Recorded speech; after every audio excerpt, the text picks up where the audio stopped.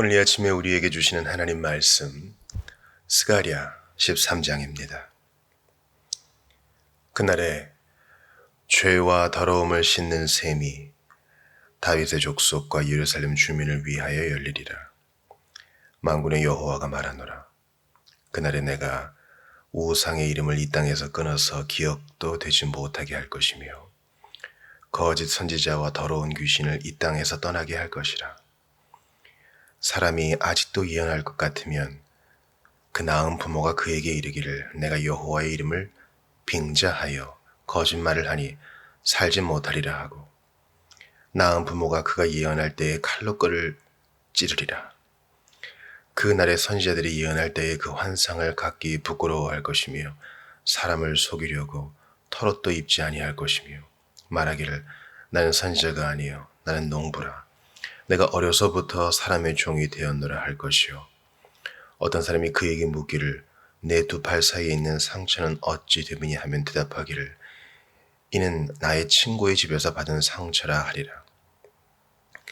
만군의 여호와가 말하노라. 칼아 깨어서 내 목자 내 짝된 자를 치라. 목자를 치면 양이 흩어지려니와 작은 자들 위에는 내가 내 손을 들이우리라. 여호와가 말하노라. 이 온 땅에서 3분의 1은 멸망하고 3분의 1은 거기 남으리니 내가 그 3분의 1을 불 가운데에 던져 은같이 연단하며 금같이 시험할 것이라. 그들이 내 이름을 부르리니 내가 들을 것이며 나는 말하기를 이는 내 백성이라 할 것이요 그들은 말하기를 여호와는 내 하나님이시라 하리라. 아멘. 하나님의 말씀입니다. 하나님께 감사합니다.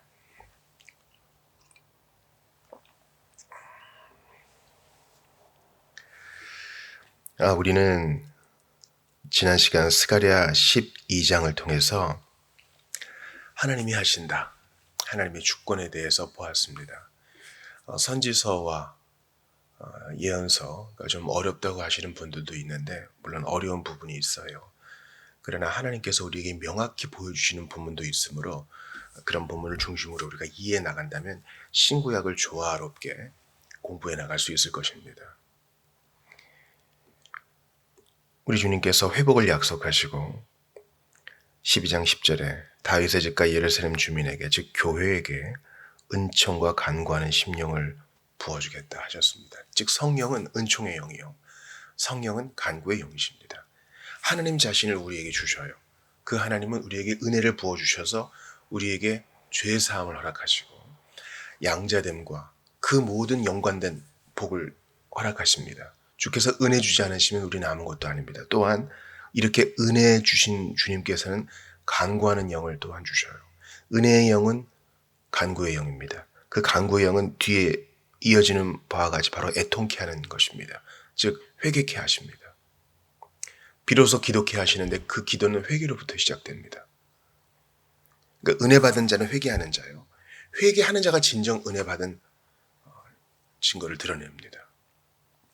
우리 구주 예수 그리스도께서 하시는 일이 바로 이런 것이죠. 회개하라 천국이 가까웠느니라. 하나님 나라에 가고는 싶은데 하나님 나라 백성이고는 싶은데 조건이 있다 그랬어요. 바로 회개입니다. 회개는 누가 합니까? 주께서 창세전에 하신 자, 즉 그 영을 부으사 회개케 하시는 자가 회개할 수 있습니다. 이것은 어떤 기계론적이고 운명적인 거 아니에요. 회개하는 자는 진정 통곡합니다. 그러나 시간 흐르고 나서 돌아보면 이건 역시 은혜였다는 것을 알아요. 오늘 보면 13장은 12장과 논리적으로 연관이 됩니다. 하나님께서 택자들에게 은혜를 부어주시고 간구하는 심령을 부어주십니다. 부어주셔요. 그냥 주는 것도 아니고 부어주십니다. 자기 자신을 내어주세요. 그러니까 어떤 일이 일어납니까? 죄와 더러움을 씻는 셈이 다윗의 족속과 예루살렘 주민을 위하여 열리리라. 그렇습니다. 그날에 이것은 스가랴 당시에는 아마 이해가 잘 안 되는 걸 거예요. 그러나 초림하신 그리스도 메시아 예수님으로 말미암아 이 예언이 성취되었고 마지막 날에 온전케 될 것입니다. 그때는 죄와 더러움이 씻어지되 죄와 더러움에 대한 욕구조차 없어지게 될 것입니다. 그리고 샘이라 그랬으니까 끊임없이 솟아나와 우리를 계속 새롭게 할 것입니다. 우리가 그것을 이미 맛보고 있죠. 이 모든 것의 시작은 주께서 은혜와 강구하는 성령을 부어주셨기 때문에 가능하게 된 것입니다. 우리가 이것을 소원하고 또 소망할 수 있게 된 것입니다. 스가랴를 통해 이 예언을 들었던 사람들의 반응은 어땠을까요? 그날이 언제일까? 궁금해하지 않겠습니까? 그날이 언제일까? 미래의 일인데 그날은. 그러니까 예언을 받는 사람들은 그것을 받고 그렇구나 하고 넋놓고 있을 게 아니라 연구해야 돼요. 마음에 품고 묵상해야 됩니다. 우리도 마찬가지예요. 종말에 되어질 일, 새하늘과 새 땅에서 이루어질 거룩한 성 예루살렘에서 이루어질 일에 대해 우리가 성경을 통해 배우잖아요. 그러면 그렇구나 이렇게 수납해야 될 부분도 있지만 마리아처럼 마음에 새겨두고 묵상해야 돼요. 주여 이것이 무슨 의미니까? 물론 모든 우리가 이런 어미로운 본문 앞에서는 be speechless 입을 다물 필요도 있습니다. 그러나 계속 묵상해야 돼요.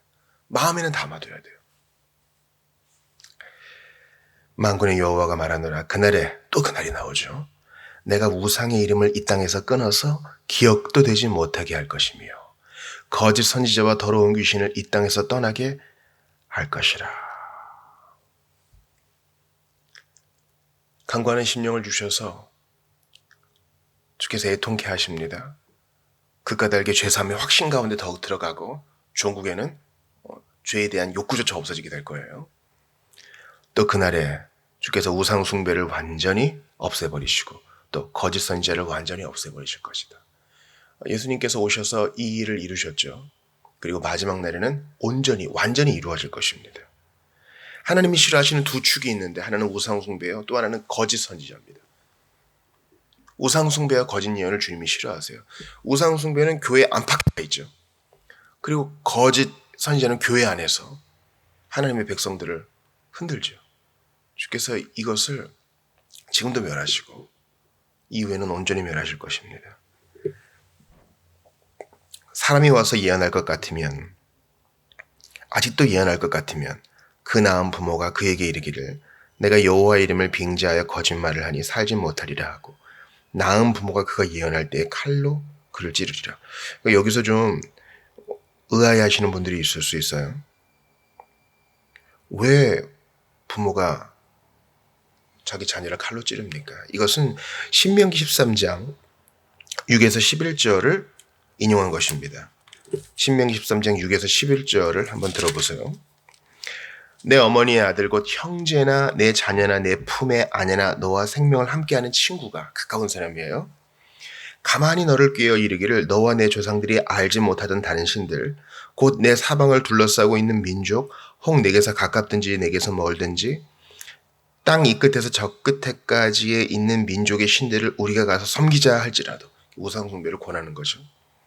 너는 그를 따르지 말며 듣지 말며 긍휼히 여기지 말며 애석히 여기지 말며 덮어 숨기지 말고 적극적으로 대응하라는 겁니다. 너는 용서 없이 그를 죽이되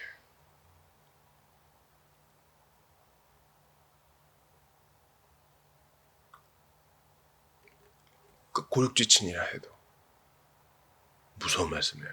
너는 용서 없이 그를 죽이되 죽일 때에 네가 먼저 그에게 손을 대고 후에 뭇백성이 손을 대라. 그는 애굽 땅 종되었던 집에서 너를 인도하여 내신 내 하나님 여호와에게서 너를 꿰어 떠나게 하려 한 자이니 너는 돌로 쳐 죽이라. 그리하면 온 이스라엘이 듣고 두려워하여 이 같은 악을 다시는 너희 중에서 행하지 못하리라. 우리가 이런 말씀에 근거하여 권징도 하고 그러는 거잖아요. 이걸 우리가 문자 그대로 오늘날 적용할 수는 없어요. 이건 이제 또 하나의 살인죄가 될 수 있으니까. 이것은 지금으로부터 3,000년 전, 3,500년 전 고대 사회 가운데 주께서 그 문화적 맥락에 따라 그리고 그리스도 오시기 전에 그 당시의 사회 관습에 따라 명령하신 겁니다. 이것은 이스라엘의 국법이었고 시민법이었고 동시에 종교법이었습니다. 그러니까 오늘날 우리에게는 도덕법만 남아있어요. 즉 우상 숭배를 끊고 멀리하되 단호히 그렇게 하라. 가까운 사람이 권하면요 참 끊어내기가 힘들죠. 신명기 13장 6절 다시 보세요. 어머니의 아들, 형제, 너의 자녀, 내 품의 아내, 배우자까지라도 우상숭배를 권하면 끊어내라는 거예요. 이것은 뭐 이혼을 정당화하는 본문이 아니에요. 살인을 합당하게 하는 본문도 아니에요. 아주 우리에게 도덕법의 본질을 가르쳐 줍니다. 무엇입니까? 뭐 이렇게 하다 보면은 이렇게 정리가 되겠지. 이게 아니라 분명한 태도를 취하라는 거예요. 나는 그렇게 할 수 없습니다. 나는 귀신에게 절할 수 없습니다. 나는 오직 삼위 하나님 한 분이신 주님만 섬깁니다. 이 신앙 고백을 뒤로 물르지 말라는 겁니다. 단호하게 대처하라는 거예요. 다시 스가랴 13장으로 와봐요. 4절도 보세요. 그날의 선지자들이 예언할 때에 거짓 선지자예요. 그 환상을 각기 부끄러워할 것이며 사람을 속이려고, 그러니까 거짓 선지자예요. 거짓 선지자. 털옷도 입지 아니할 것이며 말하기를 나는 선지자가 아니요 나는 농부라 내가 어려서부터 사람의 종이 되었노라 할 것이요. 그날에는 거짓 선지자들이 수치를 당한다는 거예요. 이 거짓 선지자의 거짓 예언과 우상 숭배는 이렇게 붙어 있는데 그날에는 주께서 그들을 징계하심으로 더 이상 거짓 예언자들이 발붙일 곳이 없다는 겁니다. 어떤 사람이 그에게 묻기를 내 두 팔 사이에 있는 상처는 어찌 됨이냐 하면 대답하기를 이는 나의 친구의 집에서 받은 상처라 하리라. 이 말이 진실이든 거짓이든 간에 거짓 예언자들을 하나님께서 징계하신다는 겁니다. 그날에. 예수님 오셨을 때에 주님께서 거짓 가르침들을 다 뭉개셨죠. 물론 지금도 그 남은 도당들이 있습니다. 그러니까 우리가 교회에서 하는 일은 말씀을 파수하고 증거하는 일입니다. 거짓을 분별하고 진리로 밀고 나가는 것이죠. 이 모든 일을 우리는 사랑으로 합니다. 마지막 날에 삼위일체를 따라하는 짝퉁 삼위일체, 용과 땅에서 또는 바다에서 나오는 짐승, 셋 가운데 하나는 바로 거짓 예언, 잘못된 가르침으로 교회를 호도할 것입니다. 여러분, 성경 우리가 늘 보고 배우는 건데 오늘은 좀 재미난 거 합시다. 이런 마음이 들 때 정신 바짝 차려야 돼요. 마귀는 진리를 비틀고 거짓 예언, 거짓 가르침으로 하나님 백성을 흔듭니다. 그러니까 바른 가르침이라는 것이 얼마나 중요해요. 사운드 독트린, 올바른 교리라는 것이 얼마나 중요한지 우리 다시 보게 됩니다. 거짓 예언자는요, 폭행을 하지 않아요. 겉으로 말쑥하고요, 듣기 좋은 얘기를 합니다. 문제는 그 안에 진리가 없어요. 우리가 진리인지 아닌지 어떻게 분별할 수 있나요? 기본적으로는 이 간구와 은총의 영, 성령께서 이것을 가르쳐 주셔요. 성령께서 저자시니까. 성령께서 참된 애통으로 우리를 이끄세요. 죄와 더러움을 씻는 샘으로 우리를 이끄세요. 그것이 이제 바른 성경에서의 기본이에요. 하나님을 경외하고 성령을 의지함으로 성경을 해석해 나갑니다. 근데 성경에는 우리가 듣기 싫어하는 말씀도 있어요. 방금 신명기 13장도 봤잖아요. 예수님 말씀과 동일하죠. 나를 따르려거든 자기를 부인하고 산자가 산자를 장사하게 하라. 그리고 너는 나를 따르라. 내 아버지나 어머니나 자식이라도 나보다 그를 더 사랑하면 내게 합당치 않다. 성경은요, 우리 자연인의 본성이 남아있는 신자에게까지라도 불편한 마음을 줘요. 그게 진짜 성경이에요. 거짓 예언은 듣기 좋은 얘기만 합니다. 가려운 데를 긁어만 줘요. 아프세요? 진통제 놔주고 밴드로 봉합해요. 아니, 환부가 감염이 되었는지 확인을 해봐야 되잖아요. 몸 전체는 이상이 없는지 검진을 해봐야 되잖아요. 지금은 어떤지 모르지만 옛날에 검진 받을 때 차가운 기계에 눕기도 하고 그랬습니다. 불편하잖아요. 하나님 말씀은 그것을 수행합니다. 왜요? 당신이 우리에게 요구하시는 게 거룩함이기 때문이에요. 내가 거룩하니 너희도 거룩하라. 거룩함을 제거하는 과정은 늘 유쾌하지만은 않아요. 하나님께서 거짓 선지자와 우상 숭배자를 척결하십니다. 지금도 그 일을 하세요. 하나님이 하세요. 누구를 통해서 하신다고요? 성령 주셔서 죄와 더러움을 씻는 셈으로 오늘도 씻김 받은 사람들을 통해서, 성도들을 통해서 그 일을 하세요. 여러분, 이게 단순히 그냥 어떤 공중을 떠도는 말이라고 생각하지 마세요. 우리의 조직에서, 우리가 속해 있는 일터에서 부정을 요구받아요. 다 그리고 부정을 하고 있어. 다. 이게 관례적으로 다 하고 있어. 그때 저는 이거 못합니다. 저항합니다. 예수 이름으로 불의에 저항해요. 우리 보스가 얘기합니다. 그럼 그만둬라. 너 몇 달만 버티면은 진급인데 그만둬라. 지금 그만두면 연금에도 제한을 받는다. 흔들리죠. 그러나 불의에 타협할 수는 없어요. 예수께서 알려주신 팔복의 정신에도 부합되지 않아요. 무엇보다 생명의 성령의 영이 이걸 근심하세요. 그래서 기득권을 내려놓습니다. 제가 아르바이트를 하더라도, 그리고 당장 여기서 쫓겨나서 구직에 어려움을 겪는다 해도 저는 여기 타협할 수 없습니다. 목사님, 말이 쉽지 가정이 있는 사람이 그거 쉽게 얘기할 수 있겠습니까? 이제 여기서 우리 신앙이 드러나는 거예요. 누가 내 인생을 책임지는가? 돈 몇 푼의 신앙을 판 사람들은요, 나중에 하나님 앞에서 해명해야 될 것입니다. 과거에는 믿지 않는 사람들도 명예를 중요하게 생각했어요. 근데 우리 신자잖아요. 예수님이 자기 피로 우리를 사셨잖아요. 우리에게 있는 명예란 것이 고작 그 정도밖에 안 됩니까? 그래서 질질 끌려다니는 거예요. 그렇게 사는 거지. 그렇게 우상숭배하는 것이고, 그렇게 거짓 가르침에 속아 넘어가는 거예요. 그러나 우리가 거기에 맞설 때 우리는 복음을 전하는 것이요, 예수 이름을 소극적 혹은 적극적으로 전하는 것입니다. 당신이 내게 요구하는 것은 내 양심에도 맞지 않고 나의 신앙에도 맞지 않습니다. 욥처럼 우리는 고백할 수 없어요? 그가 나를 죽이실지라도 나는 여기서 물러설 수 없습니다. 우리의 신앙이란 것은요, 아주 구체적으로 드러나야 돼요.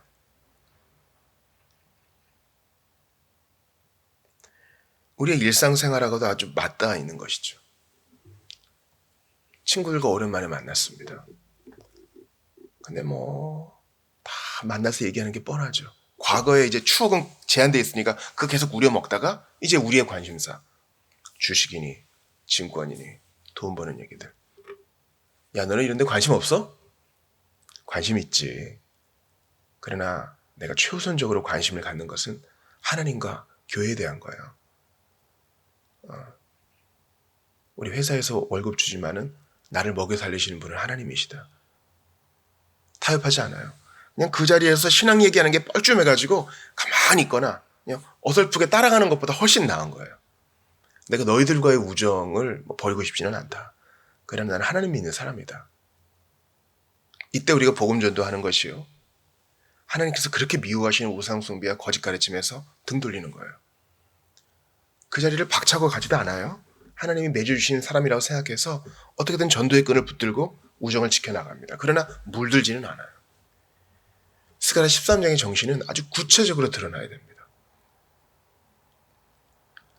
학교에서 온 아이들을 앉혀놓고 얘기합니다. 너희가 학교에서 배우는 것이 전부는 아니다. 최선을 다해 학문을 익혀라. 그러나 우상숭배와 거짓 가르치면 물들지 말아야 한다. 우리는 성경의 사람이고 진리에 따라 살아야 한다. 네가 배우는 것에 불편함을 느낀다면 그게 성경의 정신과 맞는지 한번 따져보아라. 그리고 다니엘처럼 요셉처럼 순결한 백성으로 살도록 엄마 아빠는 기도할게. 무슨 동화 속에 나오는 얘기가 아닙니다. 실제로 이렇게 하시는 분들이 있고 마땅히 우리는 그렇게 해야 합니다. 실패한 지점이 있어도 다시 일어나야 돼요. 죄와 더러움을 씻는 셈은 계속 흐르고 있기 때문에 우리를 계속 갱신하고 새롭게 합니다. 어제 좀 부족한 면이 있어도 오늘 아침에 교훈하시는 주님의 말씀 붙들고 또 도전하러 나가는 거예요. 야, 내가 네 살아온 꼴을 다 아는데 너 왜 갑자기 착한 척 하느냐? 그래도 어쩔 수 없어요. 맞아, 나 부족하지. 근데 예수님은 안 그러시더라. 자꾸 고쳐 쓰시더라. 그들이 이해할 수 있게 얘기해 줘야 됩니다. 자꾸 용기를 주더라. 그래서 나 뻔뻔하게 살아. 너희들도 빨리 예수님 믿어라.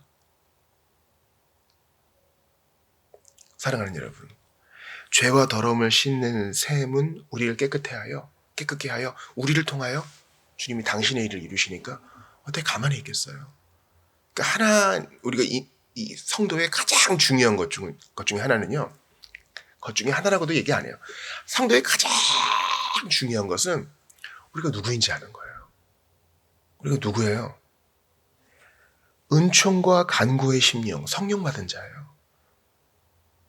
창세전에 주께서 우리를 기억하셨어요. 여러분, 우리가 예수님을 믿어서 예수님이 우리를 대신해서 하나님께 간구하시는 게 아니에요. 아버지여, 저자가 나를 믿었나이다. 그러니 제발 진노를 거두어 주소서. 이런 프로세스가 아니에요. 창세전에 성부께서 성자에게 주신 자들이 있어요. 그러니까 예수님이 요한복음 17장에서 말하는 것처럼 이미 우리는 주님의 것이었어요. 아버지의 것이었다고요. 때가 이르러 그 회개와 은혜가 꽃을 피우고 열매를 맺게 된 것입니다. 그러니까 택함이 먼저요. 그 다음에 믿음이 오게 된 거예요. 우리가 이런 존재인 걸 깨닫게 될 때 우리의 자세가 달라져요. 이걸 바꾸면 문제예요. 나 오늘부터 주님을 위해 살아야 되겠어. 왠지 양심의 가책도 있고 이것도 물론 나쁜 건 아니죠. 그러나 근본적인 순서는 하나님이 누구신지를 깨닫고 내가 받은 은혜가 얼마나 크며 내가 누구인지를 깨닫는 데서 시작돼요. 도덕적인 필요와 내 양심의 가책을 덮어주려는 가벼운 결심으로는 택함의 은혜도 보장할 수 없고 속죄의 은혜도 보장할 수 없는 거예요. 이해가 되시죠? 내가 누구이고 하나님은 누구시며 나와 그분의 관계는 무엇이고 이게 영원전부터 내게 주신 은혜가 무엇인지 깨닫게 될 때 우리는 거짓 예언과 우상 숭배를 멀리할 수 있어요. 기억하세요. 결심 늘 하세요. 그러나 그 결심 이전에 나를 결심하게 하는 주님의 은혜, 나를 결심케 하시는 주님의 은총, 나를 결심케 하시는 성령의 부으심, 창세전부터 나를 기억하시고 은혜 주기로 작정하심. 왜? 몰라. 그 기쁘신 은혜 때문에, 그 뜻 때문에 그렇게 하심을 기억하면서 간격으로부터 나아가야지. 항상 우리의 행동으로부터 어떤 구체적인 결심으로부터 아주 디테일한 매뉴얼에서부터 시작되면 문제가 있는 거예요. 일하시는 하나님 까닭에 우리는 바른 가르침을 고수하고 세상과 타협하지 않습니다. 7절을 보세요. 만군의 여호와가 말하노라 칼아 깨어서 내 목자 내 짝된 자를 치라. 바로 이것 때문이에요. 예수님을 가리키죠. 내 목자 내 짝된 자, 가장 가까웠던 자, 영원전부터 함께했던 성자를 얘기해요. 택자들에게 어떻게 이러한 은혜가 수여됩니까? 예수께서 어떻게 창세전에 아버지께서 내게 주신 자를 다시 아버지께 돌려드립니까? 주여, 그들이 당신의 은총을 받을 자격을 갖추었나이다. 나의 피로 덮었나이다. 그들을 받으소서. 바로 짝된 자가 매를 맞고 죽임당했기 때문입니다. 목자를 치면 양이 흩어지려니와 작은 자들 위에는 내가 내 손을 들이우리라. 예수님 잡히셨을 때 다 도망갔죠. 목자가 침을 당했습니다. 십자가에 못 박혔습니다. 양이 다 흩어집니다. 또 이 땅의 거짓 목자들도 마찬가지예요. 참된 목자들도 마찬가지입니다. 지도자가 고난당하면 그 따라오는 사람들이 다 흩어지죠. 양들도 마찬가지죠. 그러나 여기 기억하세요. 작은 자들 위에는 내가 내 손을 들이우리라. 우리는 작은 자들이에요. 우리는 큰 성 바벨론의 정반대편 거룩한 성 예루살렘에 있어요. 적은 무리여 두려워 말라. 아버지께서 그 나라를 너에게 주기를 기뻐하신다. 우리는 작은 자들이에요. 그러나 하나님이 그 손을 들이우셔요. 우리는 양처럼 흩어졌어요. 각기 제 길로 갔어요. 그러나 주님께서 그 손을 우리에게 들이우셔서 보호하십니다. 너는 내 것이다.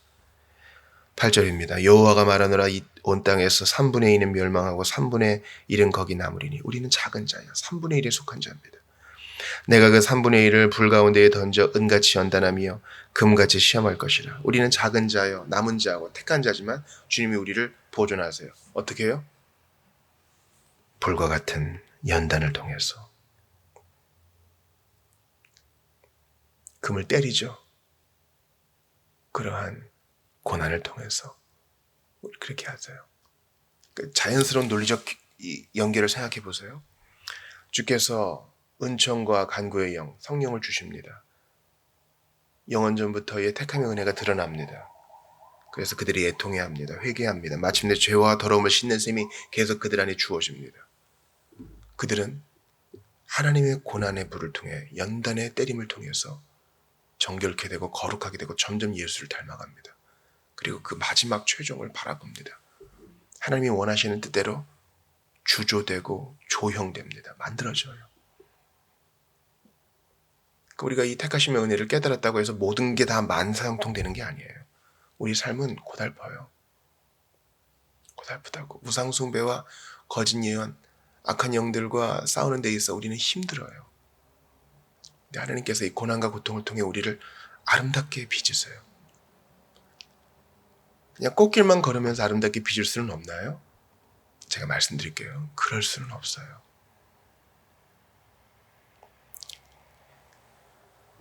은같이 연단하며 금같이 시험하시되 불가운데에 던지십니다. 죽이려고 던지시는 거 아니에요. 아름답게 하시려고. 스가랴 시대에 성전 재건축하는 이들도 이런 불같은 시험이 있었고 그들은 고생 속에 하나님의 연단을 받아 더 거룩해 되었습니다. 예수님 당시에도 그랬고 우리도 마찬가지예요. 우리의 삶은 피곤합니다. 신자는 계속 도전을 받아요. 그러니까 천국을 바라볼 수밖에 해요. 그러나 주님이 아직은 아니다 하시니 오늘도 갑니다. 힘겹죠. 그러나 주님이 도와주시니 의미를 부여해요. 그들이 내 이름을 부르리니 내가 들을 것이며 나는 말하기를 이는 내 백성이라 할 것이요 그들은 말하기를 여호와는 내 하나님이시라 하리라. 새 언약이죠. 에스겔과 예레미야가 수차례 얘기한 히브리서에서 확증한 바로 그 언약입니다. 우리가 어디 가겠어요?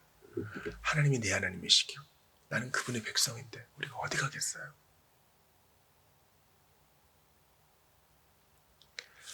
주 목자시니 두려움 없네 주 친히 바른 길 인도하네 나의 영혼 소생시키는 주 나의 참 목자. 주는 내 아버지 나는 그분의 아들이니 내가 뭘 두려워하겠어요. 불같은 시험이 있으나 겁내지 않습니다. 함께 하시니까요. 내 죄와 더러움을 씻어주셨을 뿐만 아니라 지금도 씻어주시고 앞으로도 영원히 그렇게 하실 것이고 나를 회개케 하사 은혜 주셔서 너는 내 것이다. 나는 너의 아버지다. 너는 나의 것, 나는 너의 것이다. 이렇게 말씀하시니 우리가 뭘 두려워하겠어요. 스가랴 시대 백성은 이게 무슨 말인지 잘 몰랐을 수도 있어요. 그러나 예수님 시대에는 분명히 드러났고 우리는 더 분명히 알잖아요.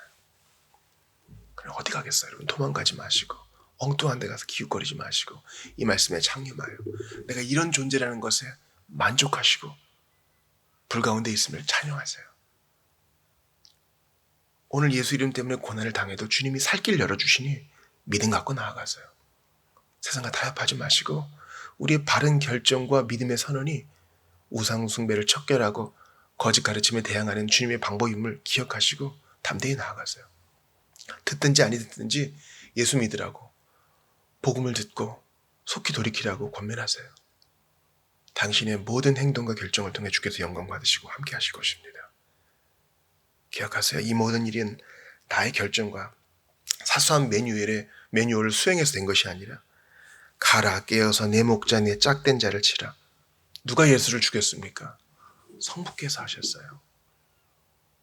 이것은 영원전 작정이요 영원전의 그분 성부와 성자 간의 회의의 결과로 되어진 겁니다. 왜 짝된 자 예수께서 죽임당하셨습니까? 우리 위해서, 우리 대신에, 우리 사랑해서 우리에게 복 주시려고 이 사랑을 계속 묵상하시면서 진리 가운데 거하세요. 성경을 빨리 읽어나가려고 막 소독하면 이걸 못해요. 한 절 한 절 고시고 묵상하면서 내가 어떤 존재인지 그 든든함 가운데 서셔서 복음 전하시는 여러분 되시기를, 믿음에 굳게 서시는 여러분들 되시기를 주의 이름으로 축원합니다.